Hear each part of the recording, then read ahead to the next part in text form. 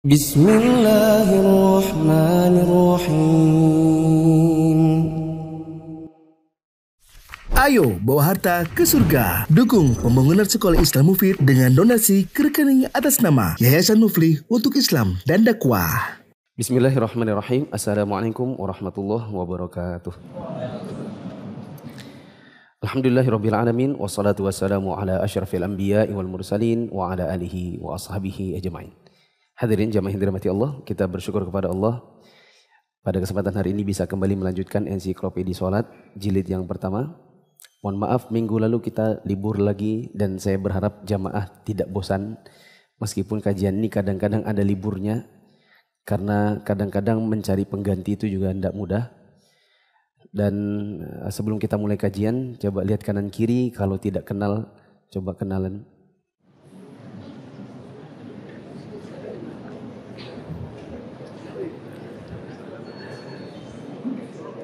Sudah? Buku bahasa Arab halaman 493, buku bahasa Indonesia halaman 518. Kita sudah bahas tentang sujud tilawah, tentang keutamaan sujud tilawah, kemudian apa hukumnya. Di sini ada ikhtilaf ulama, di antara para ulama ada yang bilang hukumnya wajib dan pendapat yang benar bukan wajib melainkan sunnah muakkadah. Kemudian siapa yang disuruh untuk sujud tilawah? Jawabannya adalah yang membaca. Yang kedua, yang sengaja mendengarkan bacaannya jika yang membaca sujud. Adapun jika yang membaca ternyata tidak sujud, maka kita tidak disunnahkan untuk sujud sendiri. Kita sujud mengikuti yang membaca ayat sajadah ini. Kalau dia sujud baru kita sujud. Ada lagi orang yang mendengar bacaan ayat sajadah tapi bukan menyengaja mendengar.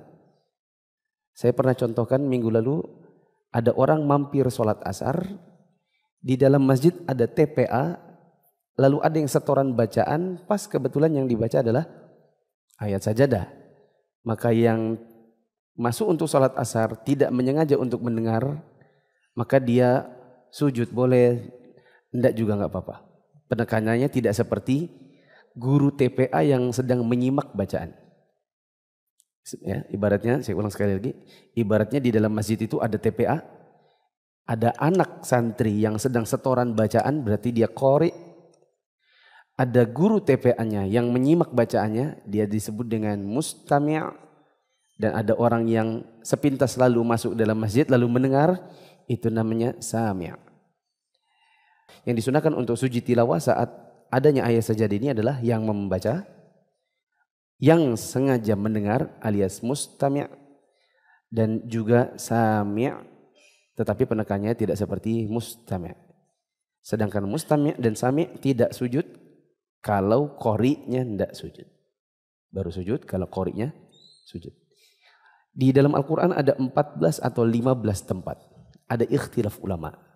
Ada yang mengatakan 14 dan mereka menghilangkan surat Shad. Dan ada yang mengatakan 15 dengan memasukkan surat Shad. Di minggu lalu saya ada tambahkan satu poin bahwa di hari Jumat saat sholat subuh yang disunnahkan itu adalah membaca surat sajadah, bukan sujud tilawah. Maka apabila ada orang menjadi imam di hari Jumat sholat subuh dan dia tidak hafal surat as-sajadah, maka tidak perlu menggantinya dengan surat yang lain yang dia hafal yang ada ayat sajadahnya. Demi supaya bisa menggantikan sujud tilawah bila dia baca as-sajadah. Yang sunnah adalah surat sajadah, bukan ayat sajadah yang membuat dia nanti bisa sujud tilawah. Bisa dibedakan ya? Silakan dibaca untuk paragraf terakhir yang belum terbaca. Di atasnya poin 5. Penulis berkata, mengenai dua ayat sajadah yang terdapat di dalam surat Al-Hajj, telah ada khabar dari Khalid bin Mi'dan radhiyallahu anhu. Dia bercerita, surat Al-Hajj diistimewakan dengan dua ayat sajadah. Di dalam khabar Uqbah bin Amir disebutkan, dia menambahkan, Barang siapa yang tidak bersujud atas bacaan keduanya, hendaklah dia tidak membacanya. Tapi riwayat ini dhaif. Ada di catatan kaki. Kata penulis, wa sajadatai suratil hajj jaa fihima khabar Khalid bin Mi'dan. Surat Al-Hajj itu terdapat padanya dua tempat untuk sujud tilawah atau ayat sajadah. Ada di ayat keberapa? Masih ingat gak teman-teman? Ada di surat sebelumnya ya? Atau di poin sebelumnya? Bacaan keberapa? Di bacaan ke-6 dan ke-7. Itu tidak? Bacaan ke-6 dan bacaan ke-7 surat Al-Hajj itu ada dua kali atau ada dua tempat membaca ayat sajadah. Yaitu surat Al-Hajj ayat 18 dan ayat 77. Sekarang kita masuk dalam poin kelima. Sujud tilawati fi salati al-jahriyati thabitun. Silakan. Poin E, sujud tilawah di dalam salat jahar itu sudah permanen. Ya, apa maksudnya permanen? Ini perlu dikoreksi terjemahannya. Kalau kita ditanya apa itu permanen, kita juga bingung. Apa maksudnya? Sujud tilawah salat jahriyah itu permanen. Yang benar, sujud tilawah di dalam salat jahriyah itu ditetapkan dengan hadis yang sahih. Bukan permanen, tetapi telah tetap atau telah ditetapkan dengan hadis yang sahih.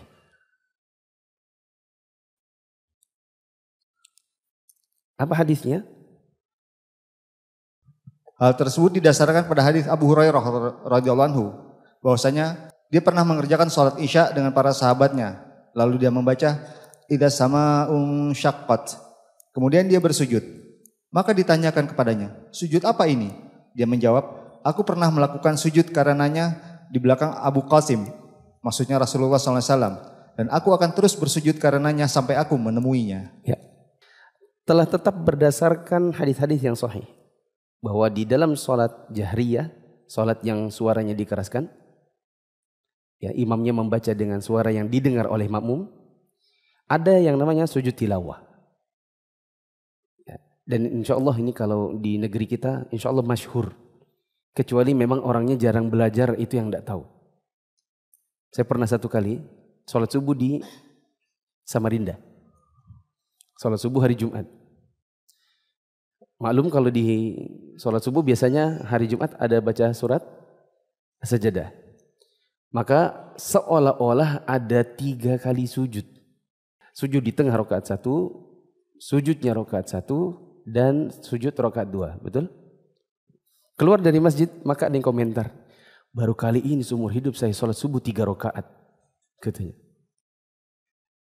Maka saya bilang, tidak ada orang di Indonesia ini yang tidak tahu tentang sujud tilawah di sholat jahriyah, kecuali memang betul-betul tidak belajar. Ya. Mau NU, MU, Salafi, mau yang lain-lain itu semua mengerti tentang hal ini. Ya.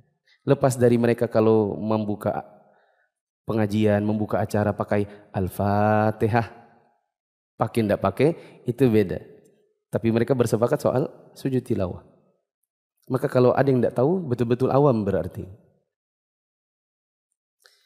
Dan ini dilakukan oleh Abu Hurairah, bahwa Abu Hurairah pernah mengimami sholat Isya, dan dia membaca surat Al-Insyiqaq, idza sama'un syaqqat, lalu kemudian hampir akhir dari surat Insyiqaq ini beliau sujud tilawah. Ada yang tanya, apa maksudnya ini? Sujud apa ini?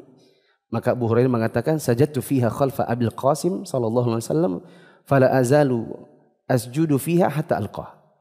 Saya pernah sujud di belakang Nabi sallallahu alaihi wasallam, kami semua sujud dikarenakan membaca, karena Nabi sallallahu alaihi wasallam membaca surat Al-Insyiqaq. Dan kami sujud sampai Nabi mengangkat kepala, baru kami pun angkat kepala. Sehingga maksud dari poin 5 ini, jangan sampai kita bingung atau tidak paham bahwa di dalam sholat sunnah bahwa di dalam sholat yang imamnya membaca dengan keras, Kadang-kadang imam membaca ayat sajadah di antara yang 15 yang sudah disebutkan, lalu imamnya sujud tilawah, maka kita pun sujud tilawah. Bagaimana caranya sujud tilawah? Selanjutnya. Poin F, sifat sujud tilawah. Sifat ini mungkin bisa diganti menjadi tata cara sujud tilawah. Tata cara sujud tilawah. Silakan. Tata cara sujud tilawah. Orang yang membaca ayat sajadah atau mendengarnya, maka disunnahkan untuk menghadap kiblat seraya bertakbir dan bersujud. Kemudian membaca doa sujud, lalu mengangkat kepala dari sujud tanpa takbir, juga tanpa tasyahud dan salam. Hal itu didasarkan pada hadis Abdullah bin Umar radhiyallahu anhu. Dia bercerita, Rasulullah SAW pernah membacakan Al-Quran kepada kami. Dan ketika melewati ayat sajadah, beliau bertakbir dan bersujud. Lalu kami pun ikut bersujud bersama beliau. Jika sujud tilawah di dalam sholat, ketika bersujud dan bangkit dari sujud mengucapkan takbir. Karena Nabi SAW mengucapkan takbir dalam sholat setiap turun dan bangkit. Rasulullah SAW sendiri telah bersabda, Sallu kama ra'aitumuni usalli. Salatlah sebagaimana kalian melihatku salat. Jika seseorang membaca ayat sajadah di akhir surat dalam salat, dia boleh ruku, boleh juga bersujud lalu berdiri, kemudian membaca sedikit ayat Al-Quran, kemudian ruku. Dan boleh bersujud, kemudian berdiri dan ruku tanpa menambah bacaan Al-Quran lagi. Ya, pinjam. Berikut ini tata cara sujud tilawah. Ya, jamaah perlu perhatikan, sujud tilawah bisa jadi dilakukan di luar sholat dan bisa jadi dilakukan saat sholat. Di paragraf pertama disebutkan sujud tilawah yang di luar sholat. Kata penulis, kalau membaca ayat sajadah atau mendengar adanya ayat sajadah lalu kemudian si qori'nya sujud, maka disunnahkan untuk sujud. Boleh dikasih stabilo? Cara sujudnya adalah pertama hadap kiblat. Hadap kiblat. Maka misal guru TPA-nya membelakangi kiblat. Guru tahfiznya membelakangi kiblat karena menghadap anak-anak. Anak-anak setoran bacanya hadap kiblat. Setelah berhenti di ayat sajadah, kemudian anak tahfiznya ini mau sujud, maka gurunya berbalik ke belakang dulu menghadap ke kiblat. Bisa dipahami? Jadi hadap kiblat dulu. Kemudian sujud. Ya, kemudian sujud dan tidak perlu takbir. Tidak perlu takbir. Tapi langsung sujud. Kemudian tidak perlu tasyahud dan tidak perlu salam. Jadi cuma sekedar misalnya pegang mushaf, mushafnya letakkan dulu mungkin di meja atau di atas tempat yang tinggi, kemudian sujud. Kemudian membaca bacaan sujud tilawah. Boleh juga membaca bacaan yang kita biasa baca waktu sujud sholat. Boleh. Nanti bacanya insya Allah ada. Ada nanti belakangan. Dan tidak perlu tasyahud, tidak perlu salam. Ini kalau di luar sholat. Kalau di dalam sholat, disebutkan di paragraf yang ketiga. Jika sujud tilawah dilakukan di dalam sholat, maka langsung sujud dengan bertakbir. Ya. Dan nanti waktu bangkit juga takbir. Tapi tidak perlu angkat tangan. Apalagi duduk istirahat atau duduk semacam duduk tasyahud, tidak perlu. Jadi langsung Allahu Akbar turun ke bawah, sujud, baca bacaan sujud tilawah. Kalau sudah selesai, kemudian langsung bangkit tanpa berhenti duduk. Langsung Allahu Akbar bangkit, kembali bersedekap. Bisa dipahami? Kalau ayat sajadahnya ini ternyata terletak di akhir surat, maka lepas dari surat tersebut, boleh sujud, kemudian bangkit, kemudian ruku, kemudian i'tidal lalu sujud. Karena ayat sajadah itu bukanlah sebuah kewajiban untuk kita sujud tilawah, maka seandainya ada yang selesai dari ayatnya kemudian langsung ruku tanpa sujud tilawah, sah atau tidak sholatnya? Sah. Boleh juga kalau ayatnya ini terletak agak akhir, seperti di surat Al-Insyiqaq, agak akhir, maka sujud dulu. Habis sujud, bangkit, lanjutkan sisanya, baru ruku. Mari saya praktekkan. Ini misalnya sholat subuh hari Jumat, baca surat As-Sajadah.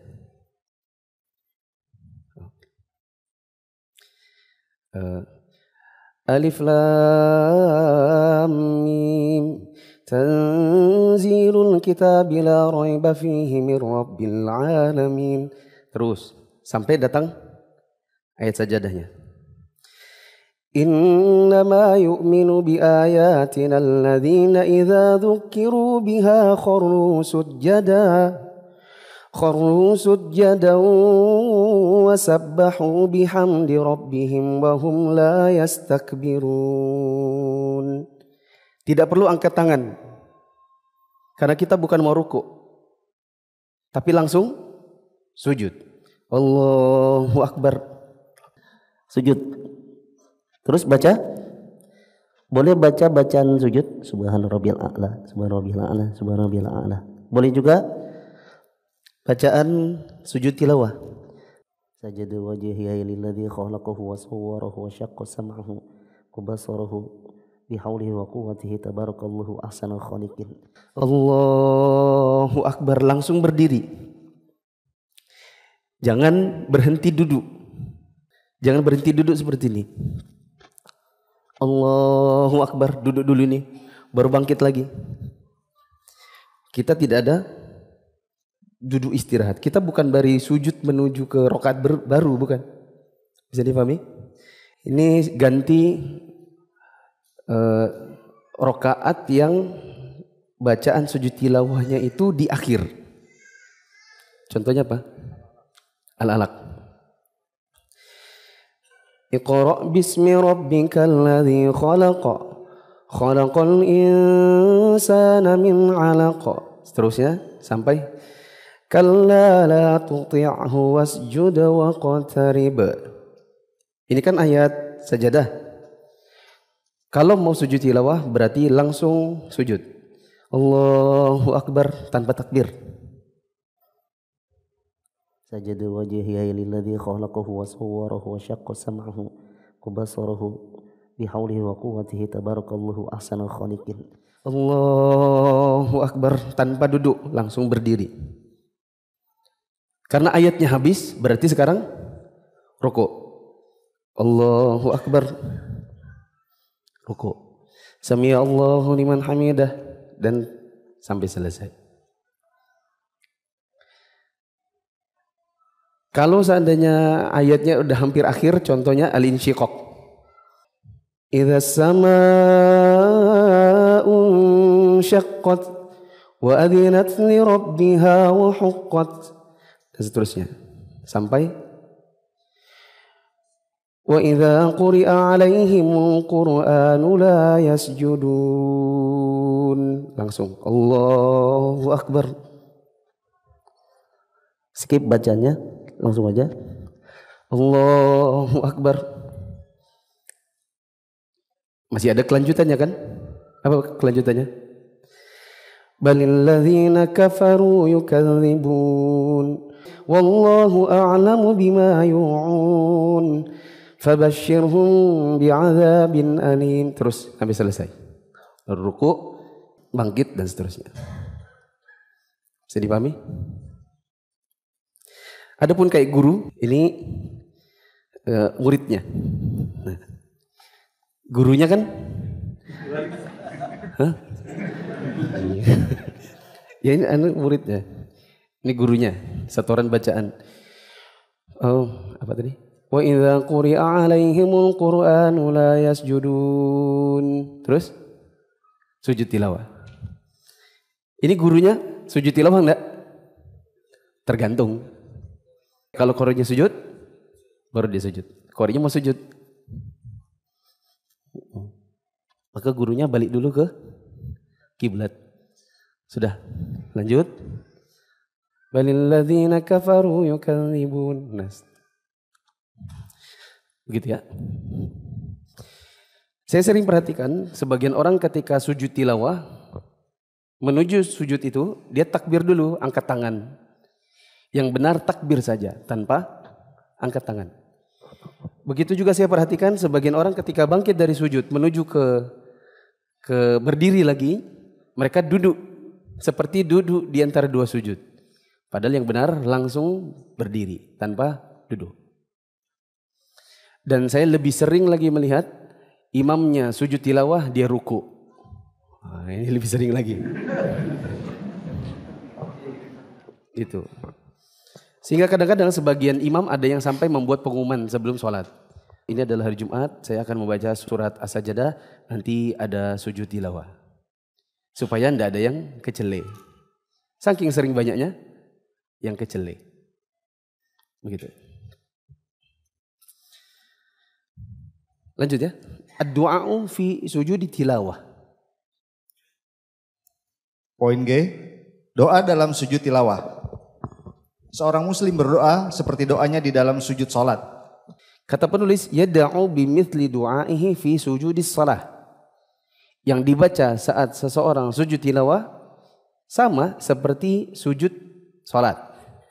Yaitu entah subhana rabbiyal a'la, entah subhanakallahumma rabbana wa bihamdika Allahumma ighfirli. Lanjut. Telah ditegaskan dari Aisyah radhiyallahu anha, Rasulullah SAW biasa dalam sujud tilawah pada malam hari, beliau membacanya dalam sujud berkali-kali. Sama-sama. Sajada wajhiya lilladzi khalaqahu wa sawwarahu wa syaqqa sam'ahu wa basarahu bihaulihi wa quwwatihi fatabarakallah ahsanul khaliqin. Ini bacaan yang lain selain dari bacaan sujud salat. Apa artinya?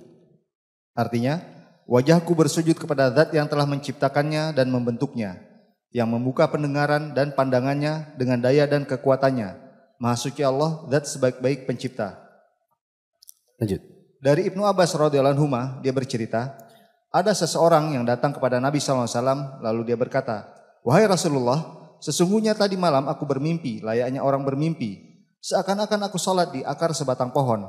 Lalu aku membaca ayat sajdah dan aku pun bersujud, sehingga pohon pun bersujud karena sujudku. Lalu aku mendengarnya membaca. Ya. Ada seorang laki-laki datang kepada Nabi. Dia bilang tadi malam aku bermimpi seperti sedang sholat di atas satu akar pohon atau di satu batang pohon. Kemudian aku membaca surat yang ada ayat sajadahnya. Kemudian aku sujud tilawah. Si pohon ini juga ikut sujud sambil membaca bacaan berikut ini. Ya. Coba sama-sama. Allahumma uktub li biha indaka ajran wada'anni biha wizran waja'alha li indaka dukhran wa taqabbalha minni kama taqabbaltaha min abadika Daud. Ini bacaannya si pohon. Dan diadukan oleh si yang bermimpi kepada Nabi, dan jadilah ini bacaan yang menjadi bagian dari sunnah Nabi. Karena Nabi menetapkan bacaan tersebut. Terus, apa artinya? Arti bacaan tersebut adalah, ya Allah, tetapkanlah pahala di sisimu untukku dengan sujud ini. Hapuskanlah dosaku dengannya, serta jadikanlah ia sebagai simpanan bagiku di sisimu. Dan terimalah ia dariku, sebagaimana engkau telah menerimanya dari hambamu Daud. Nah, Terus? Ibnu Abbas radhiyallahu anhu berkata, aku pernah melihat Nabi SAW membaca ayat sajadah, lalu beliau bersujud, lalu aku mendengar beliau membaca dalam sujudnya seperti apa yang diberitahukan seseorang mengenai bacaan pohon. Ya. Sebagaimana yang dibaca oleh pohon di dalam mimpinya si yang mengabarkan kepada Nabi, Nabi pun membaca dengan bacaan yang sama. Wallahu a'lam. Lanjut. Di dalam sujud tilawah disyariatkan apa yang disyariatkan di dalam sujud salat. Ya. Wa yushra'u fi sujudi tilawati ma yushra'u fi sujudi shalah. Tata cara atau apapun yang disyariatkan oleh Allah dan Rasulnya di dalam sujud salat, maka itu juga berlaku di dalam sujud tilawah. Nanti tersisa permasalahan sebenarnya sujud tilawah itu apakah wajib wudu atau tidak? Karena untuk salat wajib wudu. Nah, di sini nanti ada ikhtilaf ulama. Nanti insya Allah kita baca di bagian akhir. Lanjut. Yang benar, sujud tilawat ini boleh dikerjakan pada waktu-waktu yang dilarang mengerjakan sholat. Karena ia termasuk ibadah yang dilakukan karena suatu sebab. Ya. Coba dibaca, ada catatan kaki. Kalau di buku ini, di buku bahasa Arab, 494. Ya, tentang ikhtilaf para ahli ilmu, apakah di dalam sujud tilawah itu disyariatkan untuk bertoharoh, nggak boleh ada najis dan seterusnya. Apakah juga harus menutup aurat? Baca. Catatan kaki nomor 480, halaman 518. Para ulama berbeda pendapat apakah pada sujud tilawah diberikan syarat yang sama dengan apa yang disyaratkan untuk sholat sunnah. Bersuci dari hadas dan najis, menutup aurat, dan menghadap kiblat atau tidak? Ya. Tadi sudah disebutkan di bagian akhir. Menurut sebagian ulama, apa yang disyariatkan untuk sujud di dalam sholat, maka dia juga disyariatkan untuk sujud tilawah. Dan di sini menghasilkan perdebatan di kalangan para ulama. Mereka berbeda pendapat. Apakah sujud tilawah memang seperti itu? Sebagaimana sujud di dalam sholat. Seperti apakah harus bersuci? Haruskah dia suci dari hadas? Haruskah orang yang sujud tilawah itu bersih dari najis? Sebagaimana di dalam sholat? Haruskah dia menutup aurat? Haruskah dia menghadap kiblat? Menghadap kiblat itu wajib apa cuma sunnah? Nah, di sini pembicaraannya. Bagaimana pendapat para ulama? Silakan. Imam An-Nawawi mentarjih bahwa pada sujud tilawah itu diberlakukan persyaratan tersebut. Ya. Menurut Imam Nawawi, tentang suci dari hadas, menutup aurat, menghadap kiblat itu hukumnya wajib. Sama seperti sujud di dalam sholat. Di antara yang berpendapat demikian adalah Imam Nawawi. Terus? Sedangkan Syekhul Islam mentarjih bahwa hal itu tidak disyaratkan sebagaimana yang pernah dilakukan oleh Ibnu Umar. Ya. Di antara para ulama ada yang mengatakan tidak mesti seperti sujud sholat. Di antara yang berpendapat demikian adalah Syekhul Islam Ibnu Taimiyah. Terus? Hanya saja dia mengatakan dengan beberapa syarat sholat, sujud itu menjadi afdol dan tidak sepatutnya lepas dari hal tersebut tanpa adanya alasan. Ya. Meskipun tidak mempersyaratkannya, Ibnu Taimiyah di antara yang berpendapat tetap usahakan untuk bisa menutup aurat. Usahakan untuk menghadap kiblat. Tetap usahakan untuk suci dari hadas kecil dan hadas besar. Tapi kalaupun tidak bisa, maka tidak apa-apa. Selama masih bisa, hendaknya dijaga. Terus? Ibnul Qayyim di dalam kitab Tahdhibus Sunan mentarjih tidak adanya persyaratan pada sujud tersebut. Ya. Di antara yang berpendapat tidak dipersyaratkan sebagaimana sholat adalah Ibnu Qayyim. Terus? Saya pernah mendengar yang mulia Imam Abdul Aziz bin Baz rahimahullah mentarjih bahwa bersuci untuk sujud tilawah tidak wajib. Meski hal itu berbeda dengan apa yang menjadi pendapat jumhur ulama. Itu memang disunahkan karena beberapa sebab yang ada dalam bacaan Al-Quran. Sedangkan bacaan Al-Quran itu sendiri tidak mengharuskan bersuci. Apa yang menjadi konsekuensi bacaan Al-Quran, maka demikian itu pula yang berlaku. Pendapat jumhur tidak dapat dijadikan hujjah, sehingga tidak harus diterima tanpa adanya dalil. Ya. Di antara yang juga berpendapat tidak wajib sebagaimana sujud di dalam salat adalah Syekh bin Baz. Ya, dikarenakan membaca Al-Quran menurut pendapat yang lebih tepat adalah tidak wajib untuk membaca dalam keadaan suci. Ya, memang ada ikhtilaf ulama.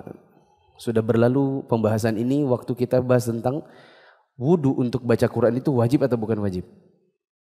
Ini sudah berlalu 2 tahun yang lalu. Teman-teman penasaran, silakan balik lagi di awal buku yang teman-teman pegang tentang berwudu untuk membaca Quran. Apakah wajib atau tidak wajib? Saya pribadi lebih condong sebaiknya wudu. Tapi saat sedang baca Quran tiba-tiba buang angin, lanjut saja tidak apa-apa. Tidak berdosa. Membaca Quran tidak mesti dalam keadaan bersuci. Saya kira cukup dulu.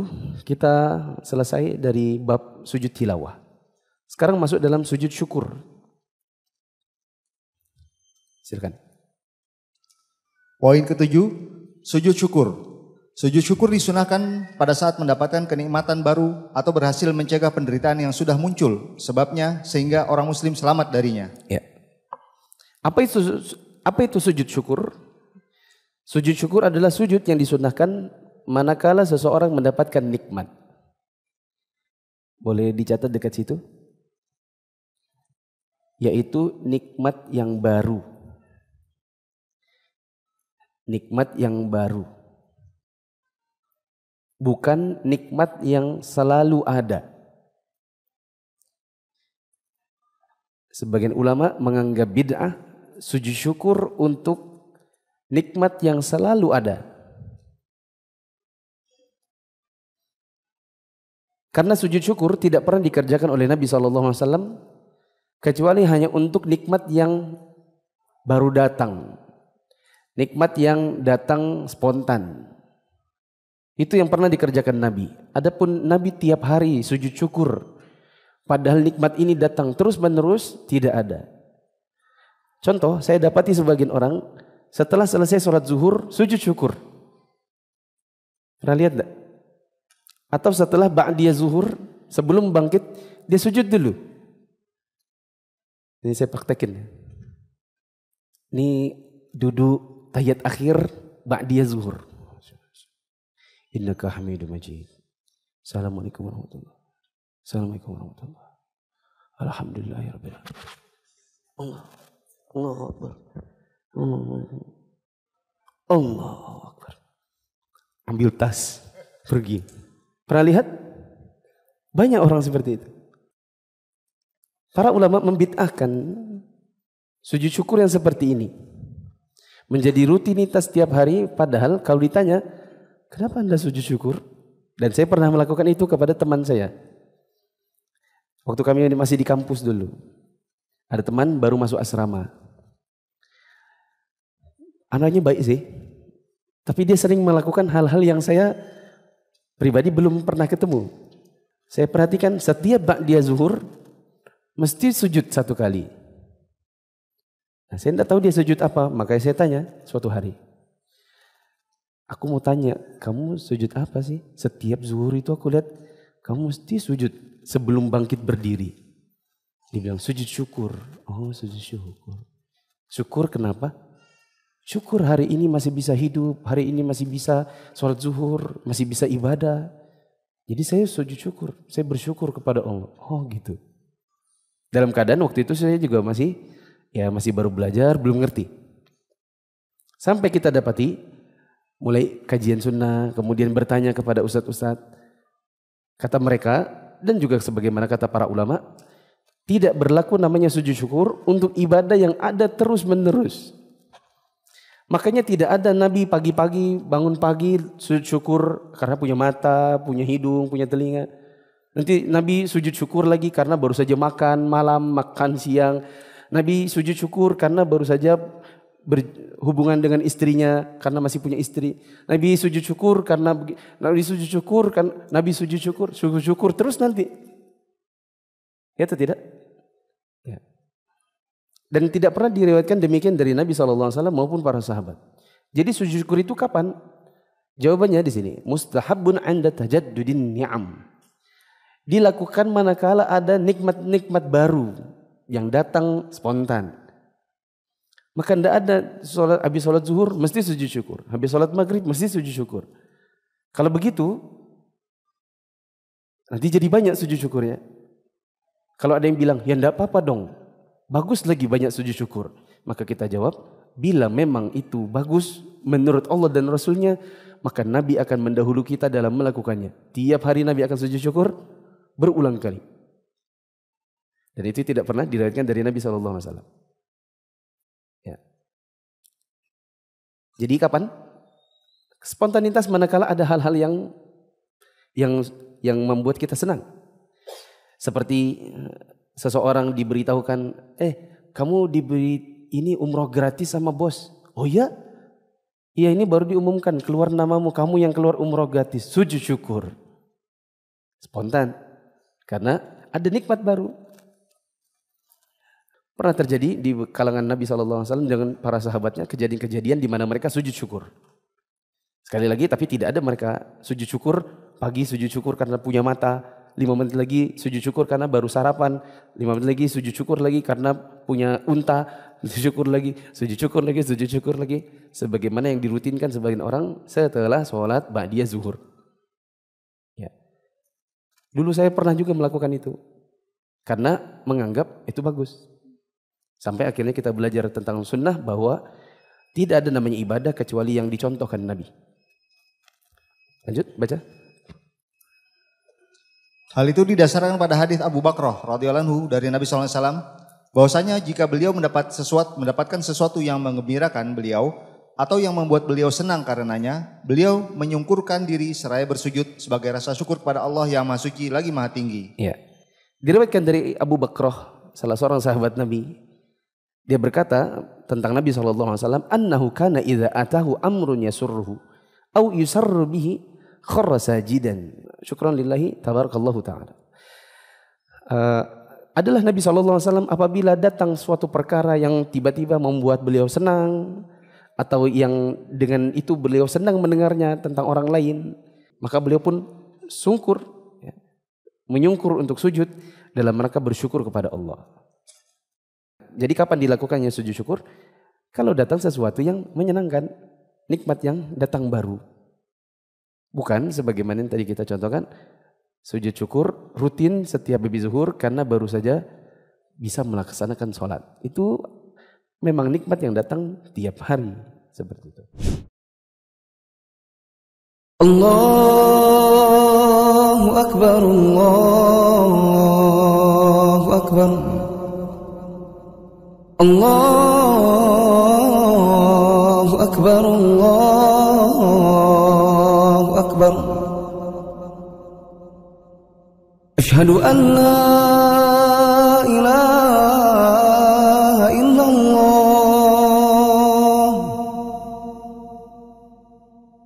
Asyhadu an la ilaha illallah. Asyhadu anna Muhammadar Rasulullah. Asyhadu anna Muhammadar Rasulullah. Hayya 'alas salah.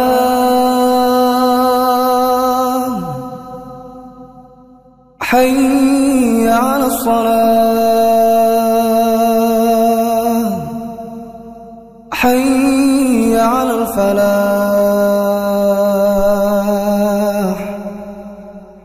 Hayya 'alal falah. Allahu Akbar, Allahu Akbar. La ilaha illallah.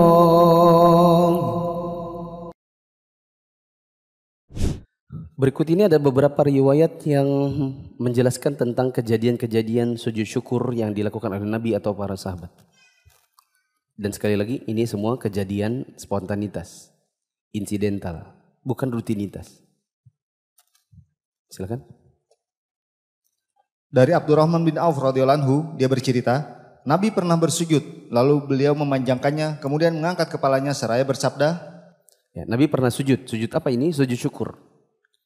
Setelah beliau mengangkat kepala, selesai dari sujud syukur, beliau berkata begini.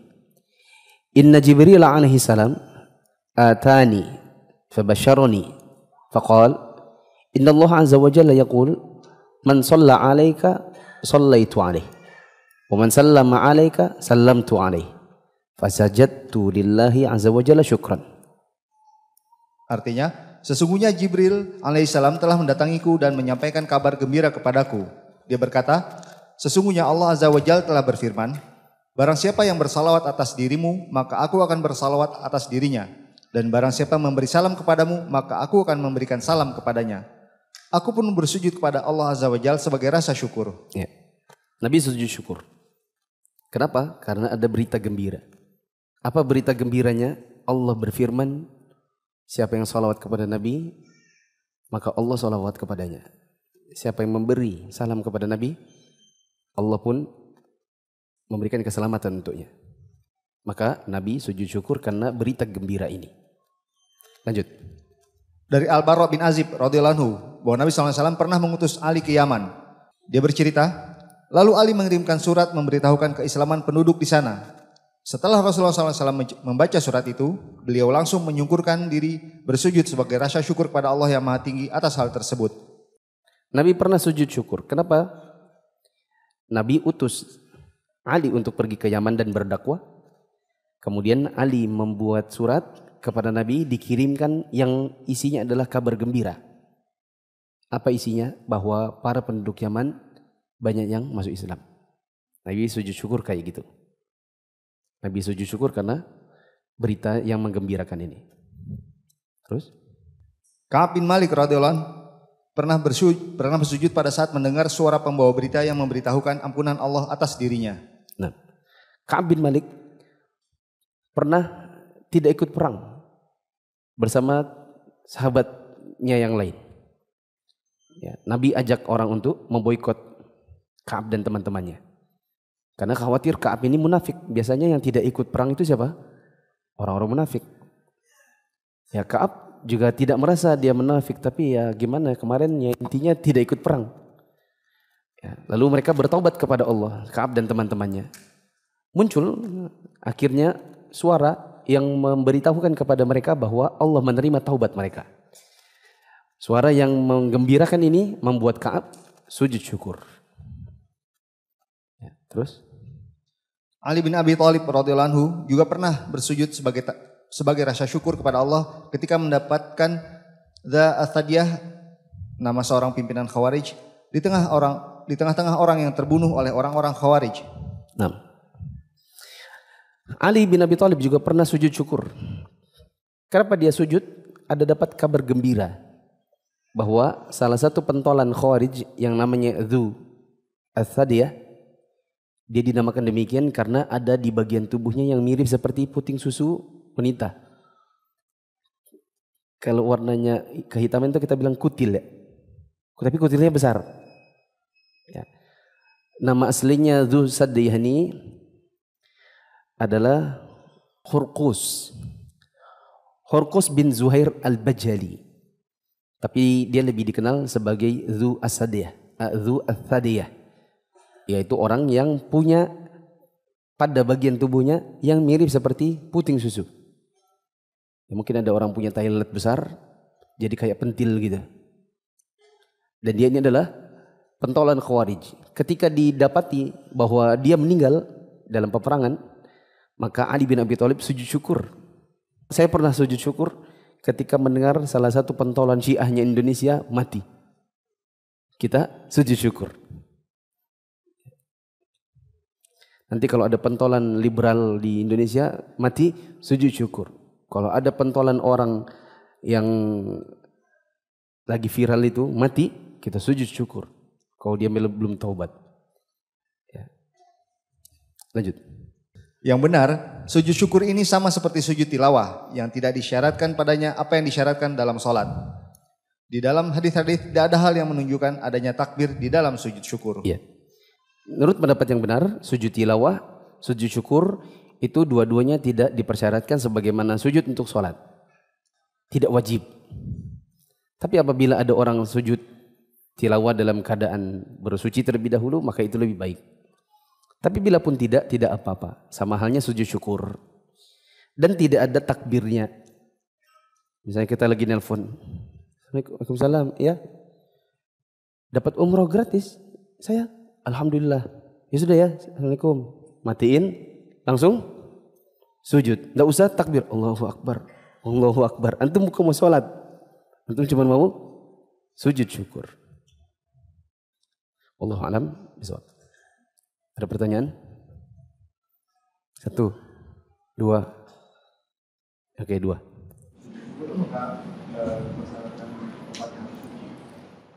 Untuk sujud syukur apakah harus suci? Sama seperti di sujud tilawah. Bersihnya dari najis itu sunnahnya saja, bukan syarat. Bila dia lakukan, kata Ibnu Taimiyah, itu lebih baik. Jadi kalau mau sujud syukur, jangan juga di situ ada kotoran kucing. Assalamualaikum, Allahu Akbar, sujud. Ya. Dia pindah dululah ke tempat yang suci. Tidak mungkin juga kita mau sujud di situ. Apakah sujud syukur harus menghadap kiblat?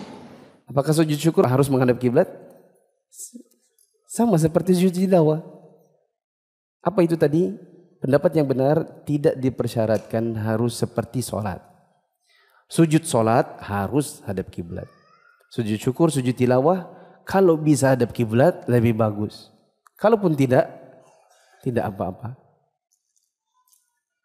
Subhanakallahumma wa bihamdika asyhadu an la ilaha illa anta astaghfiruka wa atubu ilaik. Wassalamualaikum warahmatullahi wabarakatuh.